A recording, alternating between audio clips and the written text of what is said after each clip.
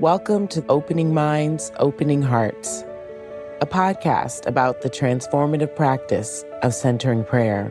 In each episode, we will talk to friends of contemplative outreach about their personal practice. Listen in as our guests share insights about the teachings of Father Thomas Keating, how the practice impacts their work in the world, and their thoughts about how centering prayer connects to the living traditions of contemplation and meditation. We are your hosts, Colleen Thomas and Mark Dannenfelser, centering prayer practitioners and contemplative life seekers who love to talk a little too much about how the practice of contemplative prayer transforms our inner and outer worlds. Our hope is to open the door for you to explore more deeply this powerful practice of centering prayer. Hello. Well, welcome, Colleen. We're back. We're back. We always chuckle when we get started. I don't know why. Probably because we have excitement and nerves when we come to record an episode. Yeah. We're still not pros about this. It always feels like a learning experience, each and every one. It does. One thing that's happening for me as we're getting deeper into the season now with our guests, I'm really feeling this sense of dropping in a little bit more, as much as I'm also aware of what we need to do and what I'm going to ask and all that stuff. But there's this really beautiful deepening that I feel just in our time together. Yeah. Both you and I, but also as we welcome guests in. And It's been wonderful. Even a deepening of trust. We were talking a little earlier that learning about other spiritual traditions requires an openness and a not knowing that maybe was kin to the experience that they had at Snowmass in engaging in these dialogues, that we're not able to come to these conversations as prepared as we have been in other seasons because we don't know. We want to know. We want to be open, and being open and being prepared are often in tension, at least for me. I keep using this word curious, holding curiosity while also needing to have some notes so that we just don't go all over the place with the conversation. Yeah. And, we're asking questions. So that sort of suggests that we want answers. But there's a lot that's just open. And yeah, I like that word curious. It seems like it's the antidote to the quick judgment or the quick answer. Yeah. And so there's a spaciousness too that feels like is opening up the more we talk with our guests. Exactly. I like to think of it as we're offering invitations. I'm using that language more and more, inviting reflection. We'll always have questions, and hopefully our guests will learn from them too what questions they're always still holding. I always think of this Rilke quote that we live the questions. Mm-hmm. Well, with that, we have a lovely guest with us today that Mark and I are both excited to speak with. We actually talked to her husband. Was that last season or the first season? It was the first season. First season. Yeah, the first season of the podcast. Today, we are welcoming Kyra Jewel Lingo, who is a Dharma teacher with a lifelong interest in spirituality and social justice. She works in Engaged Buddhism, which was developed by Thich Nhat Hanh, who was one of her teachers, and draws a lot of her experience from her parents' lives of service, in particular her dad's work with Martin Luther King Jr. And so she lived as an ordained nun for 15 years in Thich Nhat Hanh's monastic community, and she now teaches internationally in the Zen lineage and the Vipassana tradition, as well as in secular mindfulness. And she teaches at the intersection of racial, climate, and social justice with a focus on activists and Black, Indigenous, people of color, BIPOC communities, artists, educators, families, and youth. She's based in New York now, although some exciting things are developing that we'll chat with her about later in terms of creating a new spiritual home for herself and people in the Buddhist Christian community that she and Adam hold space for. And Kyra is also the author of We Were Made for These Times, 10 Lessons in Moving Through Change, Loss, and Disruption. And she co-authored another book, Healing Our Way Home, Black Buddhist Teachers on Ancestors, Joy, and Liberation. You can find out much more about her teachings and workshops at her website, KyraJewel.com. Welcome, Kyra. We're so glad to have you. Thank you so much. It's really lovely to be with you both. Yeah, thanks for being here, Kyra. I'm really excited about this time we have together. This season, we're really looking at those dialogues at Snowmass Monastery that Thomas Keating started, 20-something years ago, where he invited people from different traditions to come and basically be in community, in practice, and in conversation. And one thing that emerged out of that is they talked about where there's a lot of intersection. They called them the points of agreement in these interfaith, interspiritual dialogues.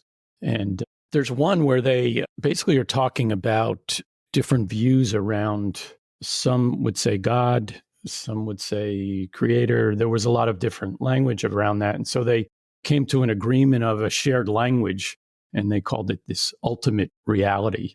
And the point of agreement, which they actually listed, read, the world religions bear witness to the experience of ultimate reality, which they give various names.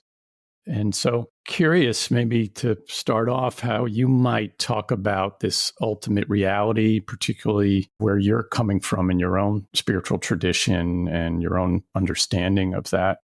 Yeah, thank you. And Adam introduced me to these agreements a year or two ago, and getting to read them was really powerful. So I'm really deeply grateful for the pioneering work of Father Thomas Keating and the many spiritual siblings that he gathered with to reflect. I think it's such an important gift to the future generations. It's such really important work that I'm so grateful you two in this season are exploring and building on. So I just want to express my gratitude and joy that we're exploring. Yeah. We should say, because we've mentioned Adam a couple of times, some of our listeners may not know that we're talking about Adam, Adam Bucko, your partner. Yeah. Yes. Yeah. Thank you. So in the Buddhist tradition, ultimate reality is understood as nirvana. That's one way we could talk about it, which is very much part of our historical reality, like two sides of a coin. You have the historical reality and you have ultimate reality right there with it. And the two arise together. Like you can't have just heads on a coin arise by itself or tails arise. If you're going to have a coin, it means you have a head and a tail, right? So reality means you have historical, which is our everyday reality, and ultimate. You have the crucifixion and you have the resurrection. You have the fact that samsara, that's a Sanskrit term for suffering. You have all the ups and downs of our daily life, of our historical existence, our identities. And right there with that, you have the ultimate reality. Nirvana is the ability to break through the ways in which samsara keeps us attached to or identifying with the less essential, we could say, parts of our experience, and helps us to connect with the life force that runs through all living and even non-sentient beings throughout time, throughout space, that pervades everything. It's our true nature. It's the essence of who we all are. And I think our purpose, each of our purpose in the historical realm, is to break through to that ultimate realm. I would say probably many different spiritual traditions see it that way, that that's the purpose of any spiritual path, is to help us understand the complete interwovenness of that head and tail on a coin, that our daily existence, waking up and fighting over who didn't do the dishes last night is right there with this. Then the nirvana in that experience is saying, wait a minute, I really love this person. And I'm not going to be here forever. They're not going to be here forever. Is this the best way to spend this moment? So it's a moment of awakening where we touch impermanence, we touch interbeing, we touch not self, we touch where did we both come from? Where are we both going to? We're not separate. So let's figure out how to get on the same team and tackle the dishes in the same from a place of open-heartedness and wisdom rather than clenching into the ego. And I'm really speaking from a very, very personal direct experience. That sounds like a good title for a book. Doing the dishes in light of ultimate reality or something. Yeah. Well, and you brought us right up to the bank of this other theme that we're trying to dive into this season, which is this term that Father Thomas uses more and more in his later teachings and writings, which is non-duality. And as you were talking, I was thinking about an expression that when I lived in Los Angeles, I spent a lot of time. I had a dear friend who was Mexican American. She was deeply involved in indigenous communities in Los Angeles and with Aztec dancing. And they would say death and life are two sides of the same coin. I wonder if you can help us deepen our understanding too of non-duality from the Buddhist tradition and how we are able to even practice in some way living more into this ultimate reality. Sure.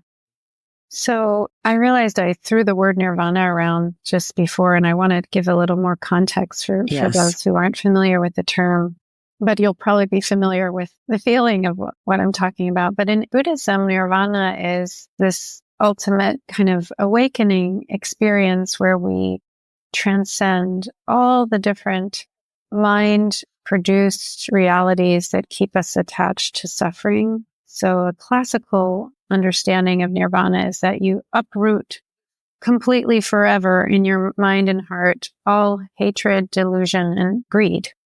That you no longer think that you're a separate self existing independently. So you no longer try to protect yourself, defend yourself, get things for you, care about your reputation and your image in front of others, that you really see yourself as a process rather than an object. That you understand that everything flows into you. You didn't create yourself the way you were, even your parents and your whatever your culture. It's much bigger than that. It's all of life. Like none of us could be here without the entire cosmos being in us, right? And that everything flows out of us too. And so nirvana really translates into boundless compassion because you only want to protect and care and love for everything around you because you realize that's you, you're that. So there's this utter selflessness. And it's also, I love this other understanding of nirvana. It's the extinction of all notion. So you're not caught in any ideas, in any ideologies, or this is right, this is wrong. So coming now to this beautiful question about non-duality, it's very hard to talk about these things because none of us probably has experienced it, maybe except for a tiny fraction of a second. And the moment you try to put it into words, it sort of degenerates what it is. But there's some beautiful images, right? Like some dialogues between patriarchs in the Zen tradition of one student said something about, the nirvana is like a mirror and you brush the mirror and there's nothing on the mirror. And then the patriarch said, no, there is no mirror. Like there is nothing to even land on. That's where this extinction of all views, like it's emptiness in the sense of empty of self, empty of thingness. So it's hard to talk about because in our day-to-day reality, we don't really encounter anything like that, right? Another image that I like is there's the image of the wheel, like a horse cart with a wheel. And then at the center of the wheel is this circle, right, where all the spokes come out from the wheel. And in the Sri Lankan tradition, in many temples, you'll see this symbol. And it signifies, there's often 8 spokes, and it signifies the 8 worldly winds. So you have the worldly winds of fame and disrepute. You have the worldly winds of gain and loss. You have the winds of praise and blame. And this wheel is always moving. So you're always moving from some gain to some loss, to some praise, to some blame, something fortunate to something misfortunate. Like that wheel never stops moving. But if you look at the eye of the wheel, that's not moving. There's space in that eye of the wheel. That space in the center of the wheel is not subject to the ups and downs of the vicissitudes of life. It's not conditioned, right? Another way to talk about nirvana, non-duality, is the unconditioned, the state which is not affected by what people think about us, by how much money we have in the bank account, by whether we have a partner or not, by whether we're housed or not housed, or right, whether there's war in our country or not war. Like, it doesn't mean all those things aren't super important and that we really need to fight for justice and care for all beings, but that there is this experience each of us can tap into that is beyond that. And we can tap into it in this very existence, in our day to day, right in the midst of the troubles and the sorrows and the pain and the despair. There is this ability to tap into a reality that's beyond the confines of gain and loss, of pleasure and pain. Yeah. Yeah. It really reminds me too of when you say it's hard to put into words. I'm thinking, Mark, that it's maybe why Father Thomas ultimately expressed this so much in his poetry towards the end, in The Secret Embrace. He has this beautiful poem that he titled The Last Laugh. And he says, I watch the seductive dance of everyday life, but the desire to join has ceased. Nowhere is my destination, and no one is my identity. Is this annihilation, or is it the path to the silent love that we are? And he goes on, but it's the essence. It's an essence that is what I hear you describing too. Yeah. That's so beautiful, that poem. Thank you. Oh. Yeah. As you're talking, Kyra, about non-dual and ultimate reality and nirvana, I'm thinking about the relationship to all of that. And maybe this is my Christian roots in me, or think of communicating with that somehow. Like there's me, and then there's this ultimate reality, and whatever term we would give for that, God. And then there's communicating with God. I'm very much part of, right? Yeah. And maybe you could even shift that from communication to communion. That might be getting added a little bit more. This very Christian or Catholic term, maybe. But I was just wondering about this idea, too, of how do we cultivate that relationship that is not grasping on it in some way, but engaging, I guess. And is there, from your perspective, relationship there, or is that more of an impersonal relationship when it starts to get kind of into the non-dual area? What is this notion of God? And is this what Thich Nhat Hanh was meaning when he talked about interbeing? These connections and communion with all things? Yes, I would say yes, that when he spoke about interbeing, it very much was expressing the insight that we simply do not arise except interconnected with every other thing, every other being. So you just shouldn't use the word being because it's not accurate. You should use the word interbeing, because that's the only way to really talk about how we all exist, is completely interconnected and interdependent. And so in terms of this communicating and communing, I think it's a different emphasis in Christianity and Buddhism. When you were sharing the question, I was thinking, my experience is that the aspiration in Buddhism is to become, to just let it infuse us, to just be part of it. And maybe in Christianity, it's more to establish this relationship or this communing, this connecting with. I'm not sure, but I have definitely experienced, I just did a month-long silent retreat from home, which was the first time I tried that. And I went many times in a week to an arboretum near where I live, just to meditate and do walking meditation and eat my lunch in a big park around trees and bushes. And I had one experience early on where I was just sitting quietly. I was following my breath, letting my mind get concentrated on just what was present in the moment, hearing the sound, just feeling the sense of the air, the insect. And what I felt was this beautiful, very light blanket, almost like a web, but it was just so ephemeral, but it was a real presence that I felt just sort of landed over me and all around me. And that really was so loving and just communicated to me my absolute belonging and interbeing with everything around me in that moment. It was like this presence just descended on me, and it was part of the whole landscape I was in. And it didn't last long, but it was this very lovely experience of, when you talk about communing, was what it felt like, that I was being held, that I was being welcomed, that I was being known by that place. Not just I was knowing that place was knowing me. And it just felt like life, like nature, like there was a feminine experience in this energy. It was just so embracing. And I want to just tell another story, because it is this experience of communing and communication.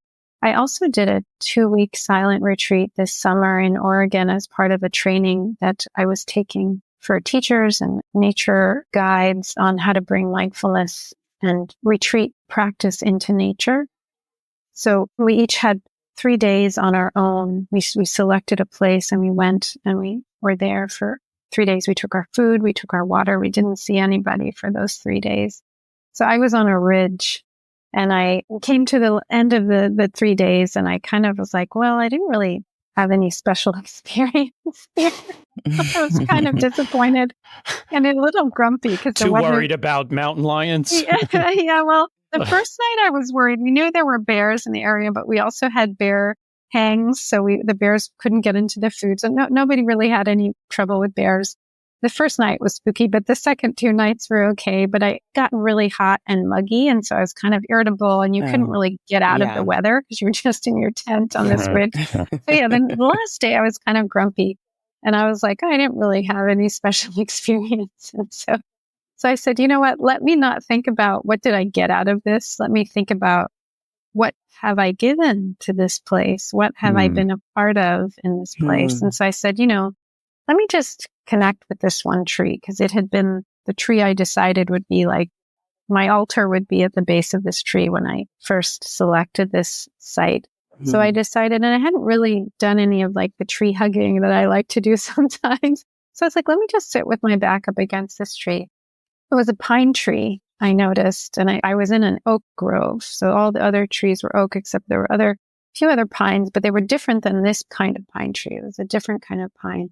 So I just got very quiet, and I asked the pine tree, are you lonely here? Because you're the only one of your kind. And the pine tree said, look out at the mountain across the ridge, covered with pine trees, which I had been looking at that ridge for 3 days, but it didn't process that they were pine trees. And then the pine tree said, look behind you at the mountains behind you. That's covered with pine forest. And the tree was like, I'm happy for this oak forest to be here. And there were all these baby oaks in kind of a circle around this pine tree. And the pine tree was like, and when these baby oaks grow up, I'm happy to yield my space in the sun to them. So I'm like, wow. So then I was like, okay, so what's it like to be a pine tree? And the pine tree was like, well, I'm hard on the exterior, but I'm very soft inside, and I'm very happy to share the nectar that I bring up. I need most of it for my branches and leaves and nourishing the roots, but I'm happy to share it. And I was very surprised when the tree asked me, well, what's it like to be a human? And so I first said, well, I wanted it to know all the other places where I had seen trees. So I said, oh, well, it's cool to have 2 legs. I can go and see all the different places where trees exist, like you, beaches and parks and cities, suburbs. And then the tree asked, but what's it like to be a human? It was a deeper question than just how is it to move around this planet? And I just really sat with that. And what came from my heart was, most of us are either driving each other or being driven to live very cut off from you and your kind and from this natural world. And there was really this explanation to the tree that most people are not able to live in a way that is beneficial to themselves and to the planet. And I said, but there are a few humans who are living in a way that is deeply respectful of the natural world, of your kind. And I said, I sometimes am able to be in that small group and sometimes I'm not. And it felt like a confession, like asking for forgiveness. And the tree just said, well, please continue to share this and share it with others. And I said, I will. And I just offer this story in light of your question because I think we can be in communication with each other, interspecies, right? As representatives of the ultimate reality. I really felt like that tree was standing in for the whole cosmos in that moment. It was the tree, but it was also, I don't know, I felt like that ability to have that conversation was each of us were being inhabited by, you could say, the Holy Spirit, you could say the ultimate reality. And that's how we could communicate like that. That's beautiful. As you're saying it, I'm getting that more, that interbeing and the communal aspect. If it's in one thing, it's in everything. That's if it's it. all connected, right? That's it. And Keating said that even about the relationship to God. He says, when you say God, you don't really mean God. You mean your idea of God. Yeah. And to put it in another way, you mean God as not God. That if it's really ultimate reality, it's in everything. And so you can have that conversation with the tree. And you can also receive communing with the tree. It's an open thing. It's back and forth. It's reciprocal. Yeah, it's beautiful. In the Christian tradition, contemplative prayer is the opening of your mind and heart to God, who is beyond thoughts, words, and emotions. Centering prayer is a method designed to facilitate contemplation. The method suggests 4 guidelines. 1. Choose a sacred word as the symbol of your intention to consent to God's presence and action within you. 2. Sit comfortably and relatively still. Close your eyes or leave them slightly open and silently introduce your sacred word. 3. When you notice you have become engaged with a thought, simply return ever so gently to your sacred word. And 4, at the end of the 20-minute prayer period, let go of the sacred word and remain in silence for a couple of minutes. The additional time invites you to bring the atmosphere of silence into everyday life. We're talking about all this connection, nirvana, transcendence, non-dual. I'm wondering about how the impact of all of that shows up in our life, in the world and in the work that we do. This was another part of the dialogues. They looked at these points of agreement, like, what does that mean then for our life? Yeah. And things that came up that were common: practice of compassion, service to others, practicing moral precepts and virtues, Yeah. So I'm wondering how you see that. I mean, you're doing all the work that you're doing in racial justice and care for the earth and all kinds of expressions of that. And I think you've said this. I see my work as a continuation of the engaged Buddhism developed by Thich Nhat Hanh, as well as the work of your parents that inspired you. And so I wonder if you could say more about that kind of engaged Buddhism and how that comes out of our practice. Yeah. What I mentioned earlier about nirvana being this absence of self and not being driven by greed, hatred, and delusion, and that basically translates into boundless compassion, because if you see your interconnectedness, then all you want to do is protect and love and provide the best conditions for each being to flourish. I mean, when I think of Jesus's life and how it was just a stream of compassionate, enlightening actions that he took, he was extremely active, right? He was extremely engaged in the events of his time.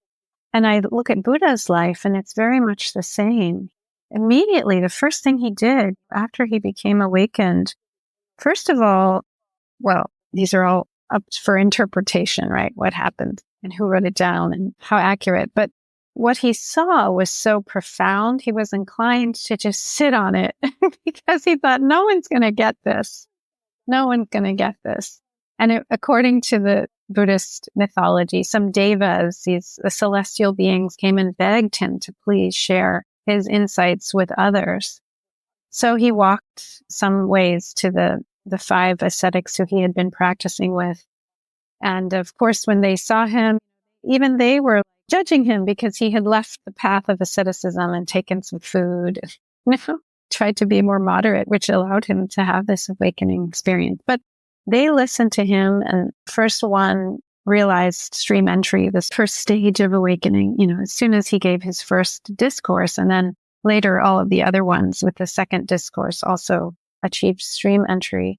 So the first thing he did, basically, even though he knew this is not going to be easy, was try to help water the seeds of awakening in others. And then he quickly built a Sangha, community of monks and nuns, and then lay people. And he advised kings, and he tried to prevent wars. And he was very engaged in the life of his society, very much turning caste system on its head as soon as he could, basically by taking in those who were considered untouchables, nowadays known as Dalit people, ordaining them into the Sangha, which was unheard of, ordaining women into the Sangha, which was unheard of.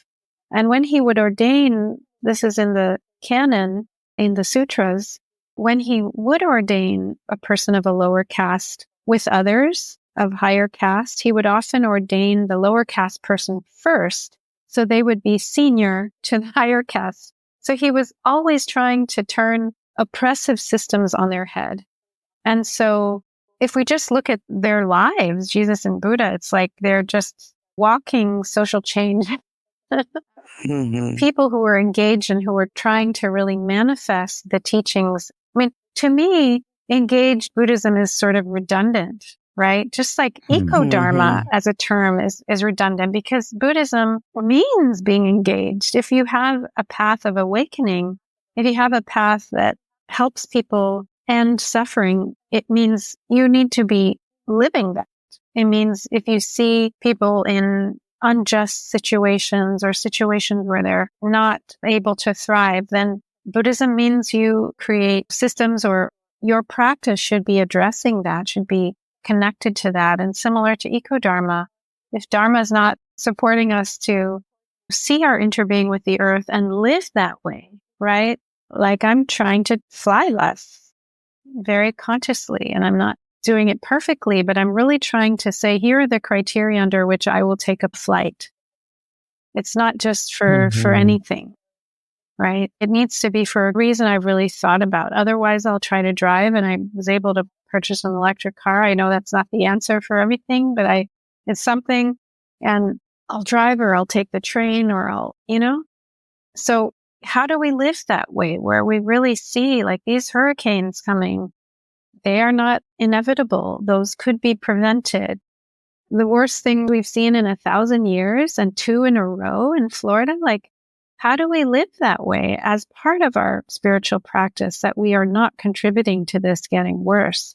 How do we invest in solar and renewable energy? How do we divest from fossil fuels? How do we elect officials that believe in climate change and enact policies to end human contributions to creating this polycrisis? So that is spiritual practice, to look at what's my unconscious bias, my internalized racism, my white privilege, whatever it is. How can I work with that as part of my spiritual practice? What's my internalized patriarchy?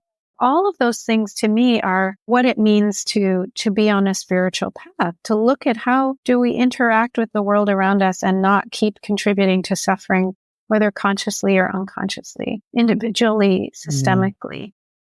And I think that was also summed up so beautifully in the question you asked on your retreat that preceded this encounter with the tree. What have I given to this place? That's going to be added to my practice. What have I given to this place? Thank you so much. Listening to you has been like a spiritual practice. I do want to give you an opportunity to let us know about where our audience can engage with you. You're often doing retreats, and most importantly, because I've been receiving your newsletters, we know that you have a wonderful opportunity and gift of some land that you and Adam are receiving. Can you tell us a little bit about how our audience can find information about that and support the development of this place? Sure. Yeah, thank you. So we were gifted a monastery. It's called Our Lady of the Resurrection Monastery. It's near Poughkeepsie in upstate New York, 22 acres. And we're hoping we can raise the money to open a contemplative center for practice there. Our nonprofit is called the Beloved Community of Engaged Spirituality, and it will exist alongside Our Lady of the Resurrection. We'll have a chapel there and a meditation hall. So there'll be a Buddhist and Christian and interspiritual. It's bigger than both of those traditions, but there'll be places to do contemplation, hermitages, retreats, and really to connect with nature. It'll be a big part of the focus of our work will be earth-based and earth-centered contemplative practice. So people can find out at the Give Butter site, which is linked here, and also on Adam Bucko's website. We'll have information and links as we soon we'll have our own website for this place. But until then, you can stay in touch through our websites or through our newsletter. There's also a special newsletter for the Our Lady of the Resurrection. So you can get news from us through that. Wonderful. Yes, we'll include all the links in our show notes. I'm going to reserve a hermitage right now in advance. Yes, we want to honor Thomas Keating there. You know, one of the things we want to do is have like 12 stations of the cross, but not stations of the cross, but like maybe 12 places that honor the saints and the bodhisattvas of the beloved community. So Thomas Keating, Howard Thurman, Dorothy Day. So we're going to have the people and the movements that have really shaped us, outdoor spaces to contemplate and be with them. Sounds beautiful. Thanks for joining us on this episode of Opening Minds, Opening Hearts. Visit our website, contemplativeoutreach.org, to subscribe to the show on Apple Podcasts, Spotify, and wherever else you listen to podcasts. You can also follow us on Instagram at Contemplative Outreach LTD. To learn more about our guests and their work, you can find info in the show notes for each episode. If you enjoyed this episode, you might want to check out our YouTube channel, COUTREACH Outreach. Thanks for listening, and see you next time.